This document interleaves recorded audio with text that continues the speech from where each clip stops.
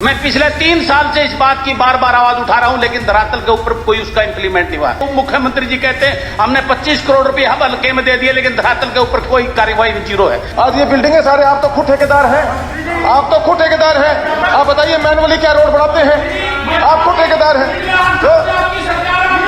नहीं अध्यक्ष जी, मैं बेमौसमी बरसात से जल भराव की तरफ सदन का ध्यान दिलाना चाहता हूं। मेरे हलके में आज भी हजारों एकड़ जमीन ऐसी है जिस पे कोई बिजाई नहीं हुई।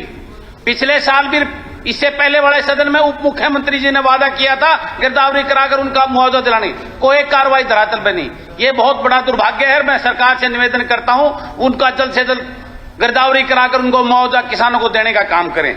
नंबर 2, अध्यक्ष जी, मेरे महम शहर में और 90% मेरे महम के गांव के अंदर पानी की बहुत भयंकर किल्लत है। ना तो टैंक वाटर वर्क्स की कोई सफाई है, और जो उसकी पाइपलाइन में लीकेज होकर उसमें इतना गंदा पानी पीने को मजबूर है मेरे महम के लोग, जिसकी वजह से जर्जर हालत हो चुकी है। मैं पिछले 3 साल से इस बात की बार बार आवाज उठा रहा हूं, लेकिन धरातल के ऊपर कोई उसका इंप्लीमेंट नहीं हुआ। मैं सरकार से निवेदन करना चाहता हूं इसकी संज्ञान में लेकर इस पर कार्रवाई करने का काम करें। अध्यक्ष जी, एक सबका साथ सबका विकास की सरकार बात करती है। मैं पिछले 3 साल से एमएलए बनने के बाद में मेरे महम शहर में गर्ल्स कॉलेज की आवाज उठाता आया हूं। मेरे महम शहर के जो हॉस्पिटल की जर्जर हालत हो चुकी है बिल्डिंग की, उसकी आवाज उठाता आ रहा हूं। मेरे महम के अंदर सीवरेज सिस्टम ठप हो चुका है, उसकी आवाज उठा, लेकिन आज तक धरातल पे कोई कार्रवाई नहीं। मैं सरकार से निवेदन करना चाहता हूं इसके ऊपर जल्द से जल्द कार्रवाई करने का काम करें। अध्यक्ष जी, मेरे हलके की सड़कों का जर्जर हालत है। मेरे महम बड़ंबा बसाना रोड, महम भैरो बहनी रोड, बहुकपुर से समर गोपालपुर रोड, बहुकपुर से निडाना रोड, गिरावड़ से समर गोपालपुर रोड, गिरावड़ से निडाना रोड, बैसी से गुगाईडी रोड, इसकी जर्जर हालत है। पिछले 6 महीने से उप मुख्यमंत्री जी कहते हैं हमने 25 करोड़ रुपए हब हल्के में दे दिए, लेकिन धरातल के ऊपर कोई कार्रवाई जीरो है। उन सड़कों को कार्रवाई करके उसके ऊपर दुरुस्त करवाने का काम करें, मेरी ये निवेदन है। अध्यक्ष जी, नंबर 5, युवाओं के साथ सीटी के नाम पर जो 4 गुना टॉपर बच्चों को लेकर एक बहुत बड़ी नाइंसाफी चल रही है। मैं सरकार से निवेदन करना चाहता हूं यूपी की तर्ज पर और राजस्थान की तर्ज पर 15 से 20 गुना बच्चों को इंटरव्यू के लिए बुलाकर उनके साथ न्याय करने का काम करें। उनके साथ बहुत बड़ा अन्याय हो रहा है। अध्यक्ष जी, हमारे पड़ोसी राज्य हमारे हिमाचल, पंजाब, राजस्थान में ओल्ड पेंशन स्कीम लागू कर दी है। मैं सरकार से निवेदन करना चाहता हूं हरियाणा सरकार को भी इस पर विचार विमर्श करके ओल्ड पेंशन स्कीम को लागू करने के लिए विचार करना चाहिए। ये बहुत गंभीर विषय है हमारे कर्मचारियों के लिए। नंबर 7, अध्यक्ष जी, खेल कोटा, जो पिछली बार ये ट्वीट अभी मलिक साहब भी दिखा रहे थे, मुख्यमंत्री जी का और खेल मंत्री जी का ट्वीट है। उन्होंने पिछली बार घोषणा की थी खेल कोटा 3% एज इट इज खिलाड़ियों को दिया जाएगा सभी विभागों में, लेकिन मात्र 3 विभाग के अंदर उसको सीमित करके खेल खिलाड़ियों के साथ ये अन्याय किया जा रहा है। इसके ऊपर सरकार को दुरुस्त करना चाहिए, उसको पुनः विचार करके उसको करना चाहिए। दूसरा, मैं पुलिस विभाग के जो ज्वाइनिंग के लिए तरस्त जो यहां पर आंदोलन में कर रहे हैं, उन भारतीयों के लिए मैं निवेदन करना चाहता हूं सरकार कोर्ट में उसकी पूरी पैरवी करके उनको ज्वाइन कराने का काम करे।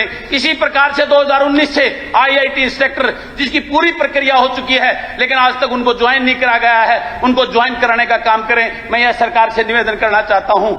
उसके बाद मैं सरकार का ध्यान, वीएलडी एक ऐसी पोस्ट है जो वीएलडी भर्ती होता है, वीएलडी रिटायर हो जाता है, उसको कोई भी किसी सम्मान का कोई पद या ऐसा कुछ नहीं रहता। वीएलडी वो इतने दिनों से उनकी 4-5 मांगे हैं, उन पर विचार करके उनको करने का काम किया जाए। अध्यक्ष जी, एक पटवारी जिसकी जो योग्यता स्नातक कर दी है, लेकिन उसका जो पे स्केल है वह 12th पास के बराबर है। वो बेचारे इतने दिन से सरकार को गुरा लगा आंदोलन कर रहे हैं, उनको स्नातक के बराबर का जो पे स्केल करके उनको उनके साथ न्याय करने का काम करें। एक सबसे महत्वपूर्ण, आज पूरे प्रदेश के अंदर हमारी पंचायती संस्थाएं के सरपंच जो आज त्रासते और सड़कों पे हैं, मैं निवेदन करना चाहता हूं उनको चोर ना समझकर, ये बहुत अहम भिन्न अंग है लोकतंत्र का, उनको 20 लाख का मैं पंचायत मंत्री जी से निवेदन करना चाहता हूं उनको 2 लाख की बजाय 20 लाख का उनका जो है काम करने की पावर बढ़ाकर उनका सम्मान किया जाए। मेरा यह निवेदन है, और मैं मानता हूं पूरा सदन इसके लिए, पूरे सभी एमएलए उसका समर्थन करते हैं। सभी के बहुत बहुत धन्यवाद। अध्यक्ष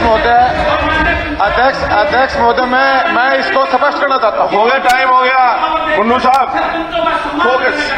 मैं ये कंफ्यूजन है, माननीय सदस्य जो बात, पहले भी एक माननीय सदस्य ने अपनी बात रखी, अभी बलराज कुंडू जी भी रख रहे हैं। कोई पावर हमारी जो चुनी पंचायतें हैं सरकार के द्वारा कम नहीं की गई है।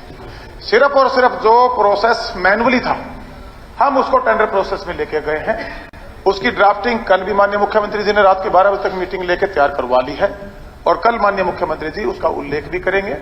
और ये कह देना कि सरपंचों को चोर, किसने चोर कहा? काम मैनुअली की बजाय सिर्फ और सिर्फ, ये खुद आप लोग ये अपने मुंह से बोल रहे हैं, वो चुने प्रतिनिधि हैं, उनके संवैधानिक राइट हैं, सरकार उनको सुरक्षित कर रही है। उल्टा सिर्फ और सिर्फ काम की अकाउंटेबिलिटी का मामला है, उसको हम करना चाहते हैं। जीरो टॉलरेंस पर हम काम करना चाहते हैं। जो गफले थे, हजारों सरपंचों की इंक्वायरियां खुली हुई हैं, उसमें अधिकारी कर्मचारी भी सम्मिलित हैं, उस पर कड़े कानूनी कार्रवाई हुई है, आगे भी होगी।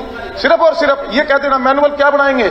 आज ये बिल्डिंगें सारे, आप तो खुद ठेकेदार हैं, आप तो खुद ठेकेदार हैं। आप बताइए मैनुअली क्या रोड बनाते हैं? आप खुद ठेकेदार हैं। तो नहीं, कुछ बदलाव प्रदेश के हित के लिए। ये जो बदलाव अगर प्रदेश के हित में है, सरकार जीरो टॉलरेंस पे काम करना चाहती है, सरकार जीरो टॉलरेंस पे काम करना चाहती है। उसका एक कड़ा फैसला हमने लिया है। उसका बार बार उनको चोर बताकर आप उनको भड़काने का काम कर रहे हैं। वो चुने प्रतिनिधि, उनका सम्मान करते हैं, हम उनका सम्मान करते हैं, चलिए, उनका सम्मान करते हैं। धन्यवाद। ये कह देना कि सिर्फ मैनुअल की बजाय ये टेंडर प्रोसेस में जा रहा है, इसके अलावा कोई इसमें चेंजेस नहीं है।